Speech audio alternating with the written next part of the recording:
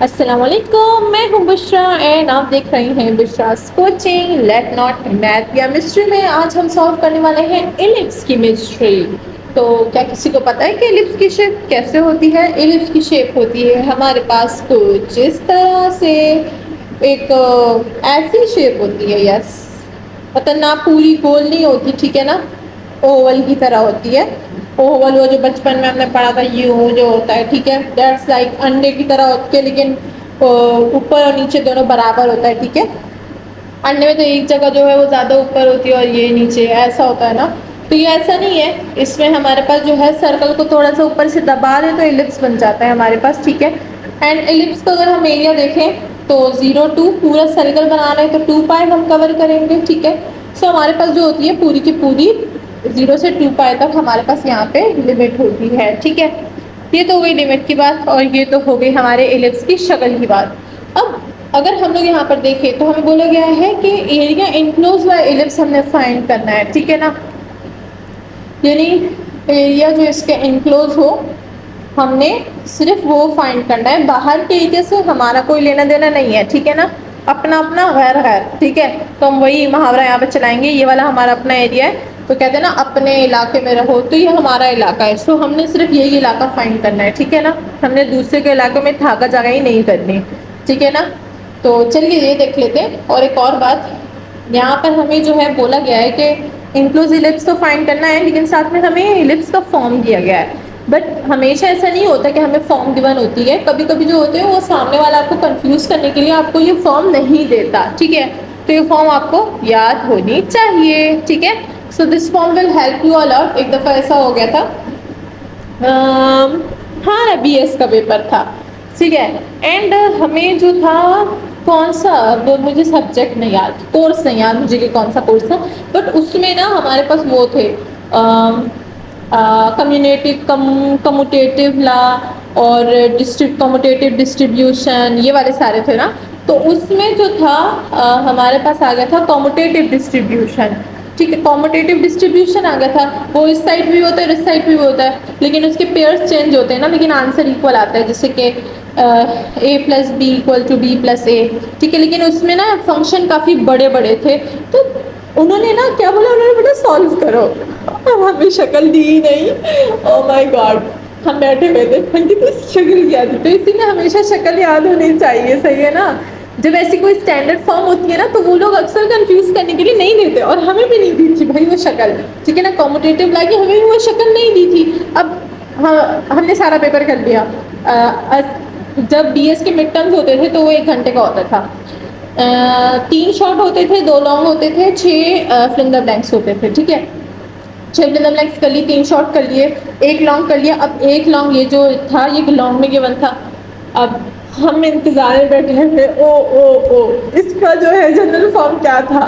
अब हमें बाकी में सॉल्व करना आ रहा है, ये नहीं हमें नहीं आ रहा, हमें सारा के सारा सॉल्व करना आ रहा है। अब जनरल फॉर्म ही नहीं पता तो क्या लिखेंगे भाई।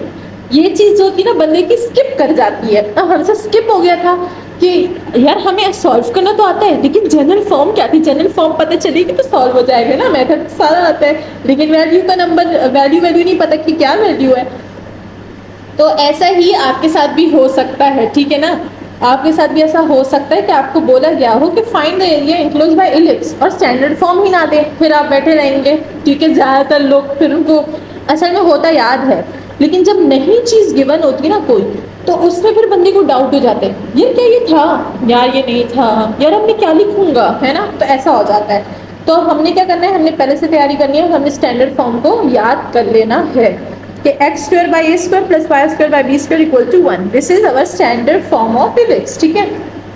अच्छा, फिर मैं हमारे वाले में क्या हुआ वो आगे बताती हूँ कि हमारे पेपर में फिर क्या हुआ था, ठीक है। चलिए, हमने तो स्टैंडर्ड फॉर्म गिवन है। अब हम सबसे पहले ये हमें पता होना चाहिए कि ये A क्या है, ये B क्या है, ठीक है। तो यहाँ पर जो A है ये हमारा सेमी मेजर एक्सिस है, ठीक है, ठीक है, अलोंग रेडियस, ठीक है। जो लॉन्गेस्ट रेडियस होता है ना उसके वाला हमारे पास ये होता है सेमी मेजर। यहाँ पर लिख देती हूँ कि A जो है, A is semi major axis, ठीक है। कौन सा, लॉन्गेस्ट रेडियस सही है। और बी जो है is the also semi major, और वो भी एक्सिस का ही बट शॉर्टेस्ट, ठीक है, शॉर्टेस्ट रेडियस वाला। तो दोनों में फर्क है, फर्क को याद रखिएगा। एमसीक्यूज में आ सकता है कि ए क्या इंडिकेट करता है या बी क्या इंडिकेट करता है in the standard form of ellipse पे। तो हमें हर चीज़ की तैयारी पहले से करनी चाहिए, ठीक है। अब आगे बढ़ते हैं, चलते हैं सोल्यूशन की तरफ। तो अगर हम लोग सोल्यूशन की तरफ जा रहे हैं तो सबसे पहले हमें x का पता होना चाहिए, a का पता होना चाहिए। तो यहाँ पर जो पैरामीटर्स हैं एलिप्स के ट्रिग्नोमेट्रिक फंक्शंस में आते हैं। So the parameters are parameters और पैरामीटर्स ऑफ एलिप्स बोल देंगे, पैरामीटराइज द एलिप्स। तो यहाँ पर हमारे पास पैरामीटर्स कौन कौन से हैं। ये जो हमारे पास x है ये हमारे पास इंडिकेट करता है a cos t को, एंड जो y है वो हमारे पास b sin t को इंडिकेट करता है। मतलब a की जगह हम ये यूज़ करेंगे, b की जगह हम ये यूज़ करेंगे। These are the parameters. और ये जो t है हमें पता है, जैसे मैंने बताया हुआ था कि t हमारे पास क्या है, t की रेंज जो है वो हमारे पास कितनी है, t की रेंज है 0 to 2 पाई, होल सर्कल पे जाता है ये, तो 0 से 2 पाई हमारे पास पूरा सर्कल कवर करता है, ठीक है। तो दीज आर द पैरामीटर्स और रेंज हमने बात की। नाउ हम लोग का जो है इंटीग्रल देखेंगे कि जब हम लोग कोई एरिया फाइंड करते हैं तो उसके लिए हमारे पास इंटीग्रल कौन सी फॉर्म में होता है, ठीक है। सो अगर हम लोग जो है एरिया का इंटीग्रल देखें, एरिया इंटीग्रल RAL इंटीग्रल, तो वो हमारे पास होता है कैपिटल ए से एरिया इंडिकेट होता है, मतलब डिनोट होता है।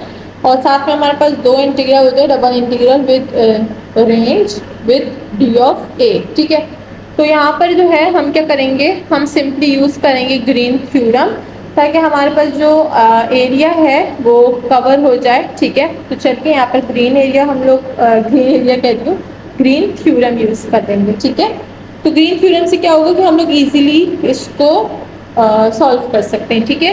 तो using green theorem the area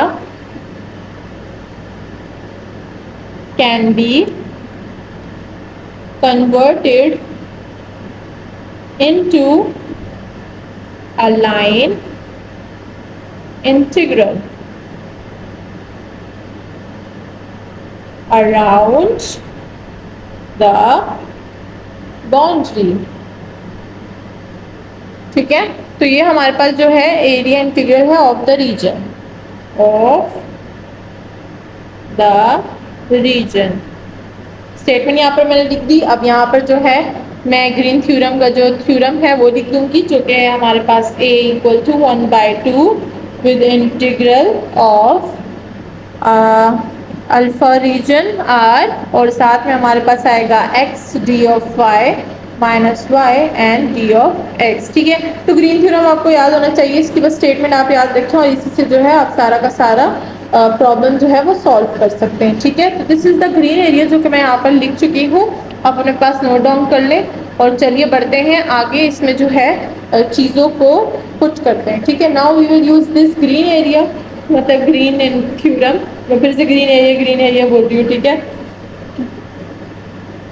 अच्छा, x हमने क्या लिया था, x हमने लिया था a cos t, और y हमने लिया था b sin t, ठीक है। अब हम क्या करेंगे, इसी को यूज़ करेंगे, y का डेरिवेटिव और x का डेरिवेटिव। देखिए यहाँ पर यूज़ है ना, तो हम लोग भी लेंगे। y का डेरिवेटिव क्या होगा, d of y equal to b अपनी जगह पे रहेगा, ठीक है। साइन का डेरिवेटिव क्या होता है, साइन का डेरिवेटिव होता है cos t, तो cos ऑफ t, सही। ये हो जाएगा, साथ में यहाँ पर क्या आ जाएगा, यहाँ पर आ जाएगा d ऑफ t, ठीक है। अब d ऑफ x हो जाएगा, a अपनी जगह पे, cos का डेरिवेटिव क्या होता है, माइनस साइन, तो मतलब ये हो जाएगा minus a sine t with D of T, ठीक है, because with respect to T हमने डिफ्रेंशिएट किया है। तो अब इन चारों वैल्यूज को हम पुट कर देंगे इसमें, सही है। फिलहाल ये हटाती नहीं हूँ, पहले हम लोग बाकी वैल्यूज पुट करते फिर हटाती हूँ, ठीक है। सो a इक्वल टू 1/2, और यहाँ पर अगर हम लोग देखें कि हमारे पास जो है वो रेंज क्या थी, रेंज थी 0 से 2 पाई, तो ये हो जाएगा 0 से 2 पाई, सही। x क्या है, ये रहा, d ऑफ i ये रहा,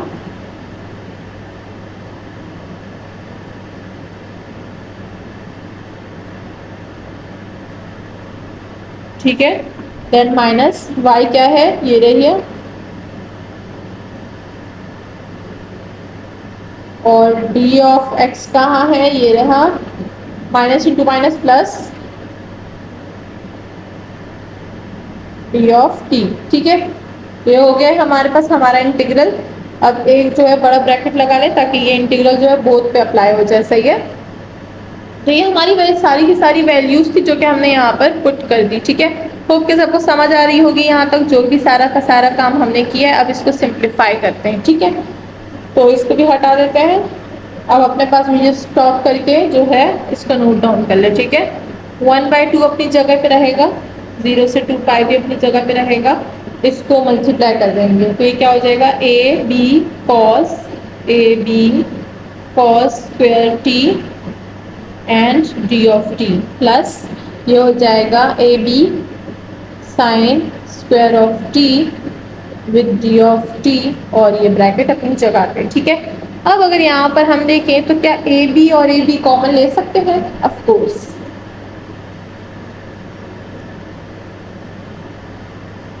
तो ये हो जाएगा a equal to 1/2, A B को कॉमन ले लेंगे, बाहर निकाल देंगे, इंटीग्रल 0 से 2 पाई, ये हो जाएगा cos square of T plus sine square of T with D of T, ठीक है। अब यहाँ पर अगर हम देखें तो हम यूज़ कर सकते हैं पाइथागोरन आइडेंटिटी, ठीक है।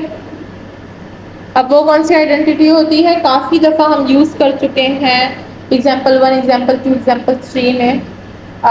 हमने इसको शॉर्ट फॉर्म में यूज़ की थी। अब यहाँ पर मैं पूरा ऑथेंटिकली लिखूंगी कि हम लोग कौन सी आइडेंटिटी यूज़ कर रहे हैं। तो नाम जो है आप अपने पास नोट डाउन वगैरह कर ले सब।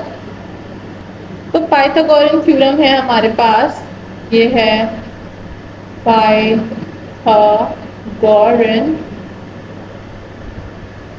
आइडेंटिटी, थ्योरम बोल रही हूँ, आइडेंटिटी,